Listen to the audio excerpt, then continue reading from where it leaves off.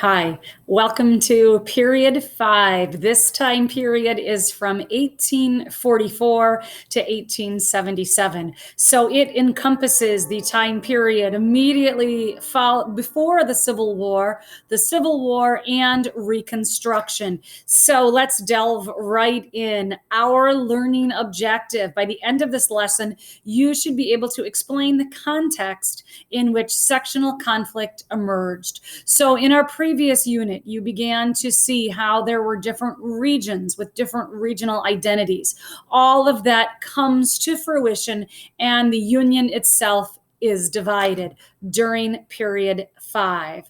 Our first key concept is all about how our expansion results in new territories. And when we get the new territories, people move there, thus leading to further expansion into the Pacific Ocean. There are 4 topics that are of great importance. This idea, known as manifest destiny, sweeps America. This idea argues that it is God's will, that it is our divine destiny, that we will stretch from the Atlantic to the Pacific. During period 5, this idea takes root and Americans seek that expansion.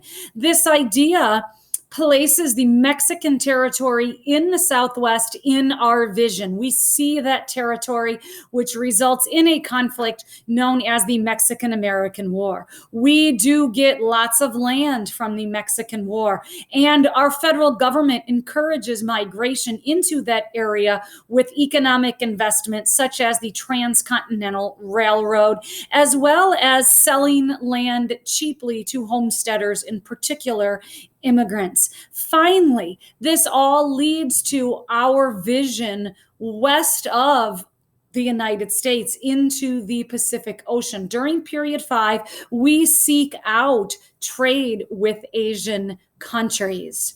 So it's all about expansion in period 5. Our second key concept is about how Americans continue to debate questions about rights and citizenships for various groups of people. When we acquire this land in the Mexican-American War, it brings up this idea of whether or not the former Mexican citizens and Native Americans who had been living in the Great Basin and the Great Plains should be granted American citizenship.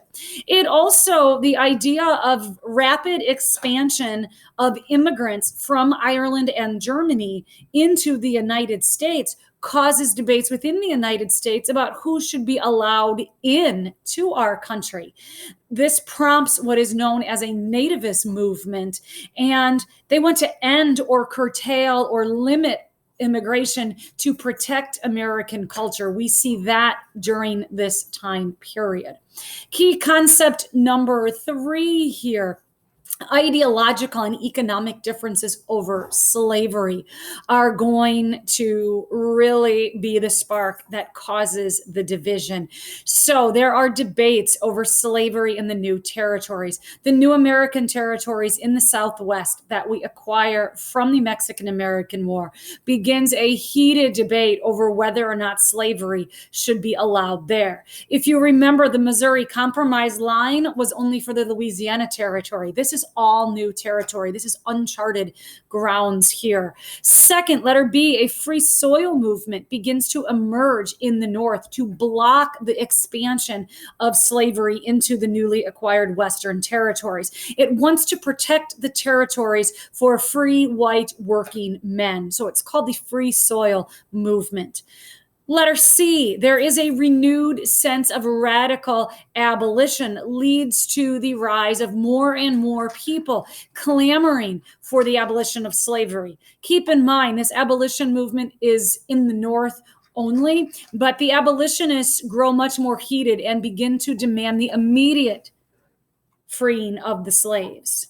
And last, you start to see a heightened sense of the South seeking to hold on to their institution of slavery, seeking to find ways to justify it. They dig their heels in deeper to defend slavery, as it is vital to our national economic interests, as you remember from a previous time period.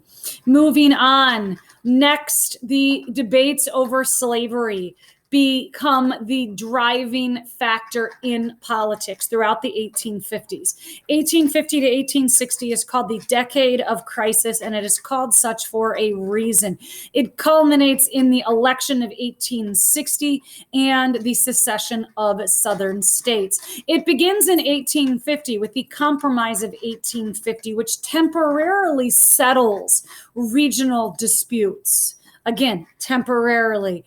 The next law that is passed, federal laws such as the Kansas-Nebraska Act and a Supreme Court decision known as the Dred Scott decision, they both pave the way for slavery in the West. This renews the heated debate and only fuels the fires of the radical abolitionists in the North. Out of this tumultuous political debate, a new party surfaces in the 1850s. The new party is called the Republican Party. Their platform is free soil in the West, and they begin to challenge the Southern Democratic powers that be. The Republican candidate, Abraham Lincoln, in the year 1860, he wins the presidency, thus prompting 4 Southern states to secede. This leads to what is the Civil War, when the first shots are fired a few months later. So our next key concept is the actual Civil War itself. As you can see, this is all about the war. The North had greater manpower. The North had greater industrial resources. The North had Abraham Lincoln. And eventually, the decision to emancipate the slaves does lead to the Union victory over the Confederacy. So both in the North and South, they throw all of their resources into winning the Civil War. And despite early Southern victories, the North ultimately prevails after 4 brutal years of war. Letter B, Abraham Lincoln changes the course of American history with 2 of his very famous speeches, known as the Emancipation Proclamation, which paves the way for abolition of slavery, and the Gettysburg Address. The Gettysburg Address makes the Civil War a war for a new birth of freedom for all people. Those words, a new birth of freedom, really do ultimately change the course of American history forever.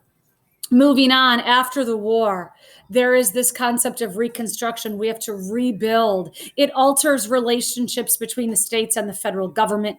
It leads to continued debates over citizenship, particularly regarding the rights of African Americans, women, and other minorities. So letter A, following the Civil War, the North imposes its rule over the defeated South.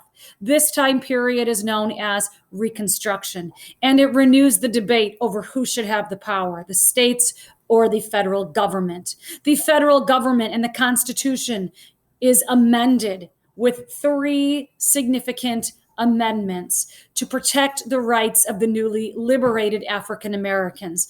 The 13th, 14th, and 15th Amendments end slavery, define citizenship, and guarantees the right to vote for freed men only. Keep in mind, rights for women who had supported the abolition of slavery find themselves left out of the national dialogue, and they are not included in the reforms.